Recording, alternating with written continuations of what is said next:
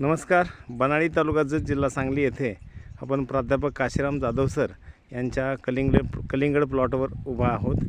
तर या कलिंगड प्लॉटला आपण 21 डिसेंबर रोजी भेट दिली होती. त्यावेळेला नुकतंच एक 5-6 पानावर असणारी ही शेती आज अत्यंत चांगल्या पद्धतीनं विकसित झालेली आपल्याला दिसेल.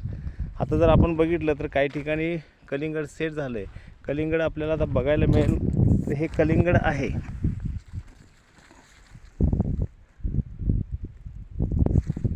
तर प्रत्येक वेलीला एक दोन कलिंगड आता सध्या सेट आहेत.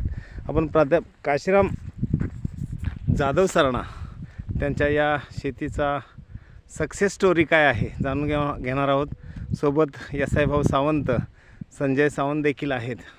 प्राध्यापक काशीराम जाधव सर आपल्याला मार्गदर्शन करतील. नमस्कार.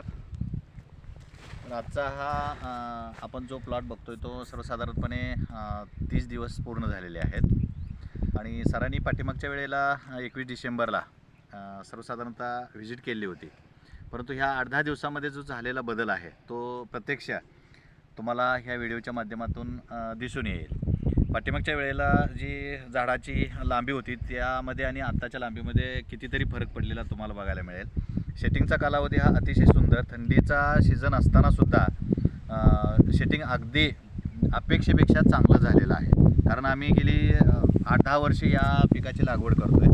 प्रत्येक वेळी आपण उन्हाळा असल्यानंतरची परिस्थिती आणि हिवाळ्यातली शेटिंगची परिस्थिती या दोन्हीची तुलना करता हिवाळ्यामध्ये शेटिंग करणं किंवा शेटिंग होणं झाडाला खूप गरजेचं असतं आणि सगळ्यात महत्त्वाचं ते आव्हान अतिशय चांगल्या पद्धतीनं इथं पेललं आहे.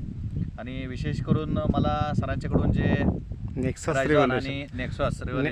रेव्होल्युशन हे जे औषध मिळालं आहे त्याचा फार मोठा फायदा इथं झालेला आहे आणि प्रत्यक्ष तो तुम्हाला व्हिडिओच्या माध्यमातून आणि प्रत्यक्ष जर प्लॉटवर आला तरी तुम्हाला याचा अनुभव निश्चितपणानं मिळेल. ओके, धन्यवाद सर. नेक्सस रेव्होल्युशन वापरल्यानंतर तुम्ही खुश आहात का?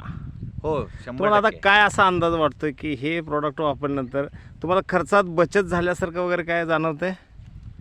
बचत निश्चितच आहे. कारण झाडाची आणि पानांची आजची परिस्थिती जर बघितली, पानं अगदी खूप तयारीनं म्हणजे आपण म्हणतो बघा त्याची जाडी बघा, त्याची लांबी आणि वेलाची लांबी अतिशय चांगल्या प्रकारे वाढलेली आपणास याच्यावरून दिसून येते. आता बऱ्याच वेळेला आपण पाहतो की एवढ्या कमी कालावधीत आणि थंडीमध्ये रोपांची वाढ शक्यतो कमी प्रमाणात असते. परंतु हा प्लॉट पाहिल्यानंतर आपल्याला वाटेल की फळांची वाढ कमी आहे वगैरे, बिलकुल नाही. अतिशय चांगल्या प्रमाणात वाढ झालेली आहे आणि मला याचा खूप चांगल्या प्रमाणात फायदा झालेला आहे. धन्यवाद सर.